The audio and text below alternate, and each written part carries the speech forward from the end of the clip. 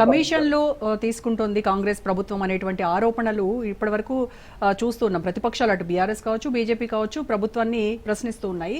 అయితే అంతటితో ఆగకుండా ఇప్పుడు ఇంకొక అడుగు ముందుకు పడి అక్కడ ఉన్నటువంటి కాంట్రాక్టర్స్ సెక్రటేరియట్ని ముట్టడించి అక్కడ నానా యాగి చేసి ధర్నా చేసి ఈరోజు ప్రెస్ ముందుకు వచ్చి వాళ్ళు చెప్పుకునేటువంటి పరిస్థితి. అయితే రేపు అసెంబ్లీలో ఇదే అంశము ఇటు ప్రతిపక్షాలకి అస్త్రం కానుందంటారా? ఇది మరి ప్రభుత్వాన్ని ఇరుకున పెట్టేటువంటి సమస్య కదా, ఏ రకంగా డీల్ చేస్తుందంటారు ప్రభుత్వం? సందర్భంగా కూడా చెప్తున్నాను, ఇప్పటిదాకా 15 ఏళ్ళు ఒక సంవత్సరం దాకా ఆగుతాను, హానీమూన్ 6 నెలలే అన్నాడు మొదట్లో కేసీఆర్ గారు. అసెంబ్లీకి వచ్చారు కదా, ఈ రాట మొదలైంది ఇప్పుడే అంటున్నాను నేను. ఎందుకంటే బదనాం అయ్యేంత బదనాం కానీ అనుకున్నాను. ఇప్పుడు ఆకలికి అన్నము వేదనకు ఔషధం అంటారు. ఆకలి కానీ వాడికి అన్నం పెట్టామనుకోండి నీకు బలిసి పెట్టామంటారు వాడు.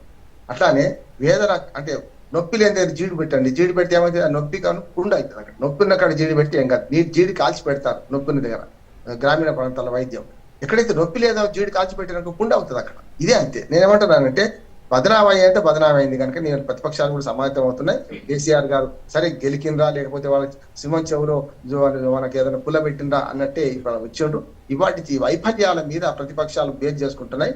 ప్రతిపక్షాలకు మంచి అవకాశం ఇప్పుడు వీలే ఇచ్చినట్టయింది. కాంట్రాక్టర్ల సమ్మెతోని ఓ ధర్నాతోని ఇవాళ ప్రతిపక్షాలకు కూడా ఒక ఊతం లభించినట్టయింది అని నేను అంటున్నాను. ఇప్పటికే 2020 మ్యాచ్ మాది అని రేవంత్ అన్నారని చెప్పి హరీష్ దానిపైన చాలా సెటైరికల్ గా అన్నారు. అవును మీది 2020 మ్యాచ్ ప్రభుత్వమే, ఎందుకంటే ప్రతి చోట 20% కమిషన్ తీసుకుంటున్నారు కదా అని. కరెక్ట్ కదా, సెటైర్ కరెక్ట్ కదా. నేను ఇంకో మాట చెప్తున్నాను, రేవంత్ రెడ్డి గారు 2020 మ్యాచ్ అన్నప్పుడు నేను చాలా టీవీలో మాట ఇదే చెప్పాను. ప్రజలు కూడా 2020 మ్యాచ్ ఆడతారు, మీరు అన్నట్టు ఉండరు. ఇప్పుడు 10 ఏళ్ళు కాంగ్రెస్ బీఆర్ఎస్ ప్రభుత్వాన్ని భరించారు, రెండోసారి గెలిపించారు, అంతకంటే ఎక్కువ సీట్లతో గెలిపించారు. కానీ ఈసారి గెలిపించారు. అహంకారం అవినీతి వాళ్ళు ఓడిపోయారు. మీరు కూడా 5 ఏళ్ల దాకా ఉన్నారంటున్నాను. ఇట్లా జరిగితే ముఖ్యమంత్రులు మారుతారు, దాంతో పాటు ప్రభుత్వాలు కూడా పడిపోతాయి. ప్రజలు మీరు 2020 మ్యాచ్ ఆడితే ప్రజలు అంతకంటే తెలివి కలవాలి కదా రోజా గారు. ప్రజలు నిజాలు చరిత్ర నిర్మాతలు ప్రజలు, వీళ్ళకి నాయకులు కాదు. నిజంగా చెప్పాలంటే బీఆర్ఎస్ ఇంట్లో కూర్చొని పెట్టినట్టు చరిత్ర నిర్మాతలు ఎవరు? ప్రజలే కదా.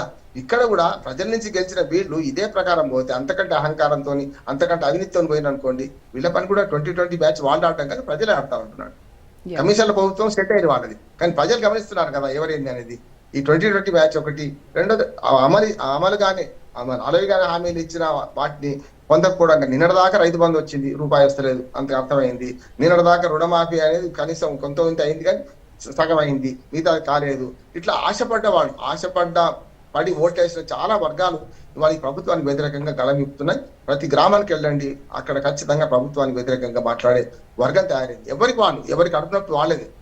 గురజాడప్పారావు గారు కన్యాశుల్క నాటకంలో మనకు పోలీస్ కానిస్టేబుల్ ట్రాన్స్ఫర్ అవుతారా అని అడిగినట్టే ప్రజలు ఏమంటున్నారంటే మా డబ్బులు వాళ్ళు ఇచ్చిన హామీ మనకు అమలు అవుతాయా, 2500 మహిళలకు వస్తాయా, స్కూటీ కొనిస్తారా, నిరుద్యోగులకు 3000 ఇస్తారా అడుగుతున్నారు కదా. హామీ ఇచ్చింది వీళ్ళు కదా, డబ్బులు ఉన్నాయా లేవో చూసుకోవాల్సిన బాధ్యత నేనన్న మాట కూడా కాదు రోజా గారు. మనకు మల్లికార్జున ఖర్గే గారు మహారాష్ట్ర ఎన్నిక జరుగుతున్నప్పుడు మీరు హామీలు ఇచ్చే ముందు ఆయా రాష్ట్రాల ఆర్థిక పరిస్థితులు వేరేజ్ వేసుకొని ఇవ్వండి, లేకపోతే కష్టపడి. మోడీ గారు అయితే అరచిత ఉచితాలకు వ్యతిరేకం అంటున్నారు. అంటే పెదవి మాట్లాడుతుంది, రొసలు వెక్కిరిస్తుంది అన్నట్టు. మరి ఇది ఎట్లాగా జరుగుతుంది కదా. పెద్ద నాయకులేమో ఇటువంటి వద్ద అంటున్నారు, కానీ చిన్న నాయకులు ఇస్తుంటే ఊరుకుంటున్నారు. వాళ్ళే హామీలు ఇస్తున్నారు. వాళ్ళ మన ఢిల్లీ ఎన్నికల్లో మోడీ గారు ఎంత ప్రచారం చేసిండ్రు. ప్రతి ప్రచారంలో కూడా ఉచితాల గురించి మాట్లాడింది కదా. నేను ఉచితాలు వద్దన్న ఆయన, మేము అన్ని రేవడీస్ ప్రకటిస్తున్నామని చేశారు కదా. ఇక్కడ అంతే. కాంగ్రెస్ ప్రభుత్వం ఇప్పటికే 15 ఏళ్ళుగా చాలా రకాల బదనామైంది హామీల అమల్లో. కానీ ఇప్పుడు రెండోది ఏంటంటే అవినీతి విషయంలో, ఈ కమిషన్ల విషయంలో బదనామైంది. దీన్ని తుడిచిపెట్టుకోవాలంటే ఒకటే బెస్ట్ ఏంటంటే కాంట్రాక్టర్లను సంతృప్తిపరచడానికి ఏ బేస్ నుంచి మొదలైంది సీనియారిటీ ప్రకారం మీ బిల్లులు చెల్లిస్తాం, ₹1 ఇవ్వకండి అని సెక్రటరీ ముందు బోర్డు పెట్టండి. అప్పుడు సమస్య లేదు కదా. అడిగితే మళ్ళీ వాళ్ళే చెప్తారు, కంప్లైంట్ చేస్తారు. కానీ కంచె చేరి వేసినట్టు మీరు చెప్పినట్టుగా సెక్రటేరియట్ ముందు బోర్డు అనేది మనం చూస్తా ఉంటారా?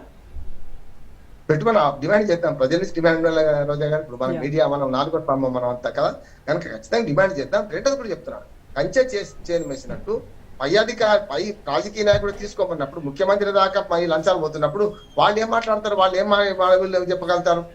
అందుకనే నేను అంత సచరిత్రుడు అయినా కాకుండా మనకు ఆయన మీద 8 వర్షాలు ఎన్టీ రామారావు గారు ఉద్యోగులను తిడితే ఏమైంది, ఉద్యోగులు తొక్కారు సెక్రటరీ ముందట.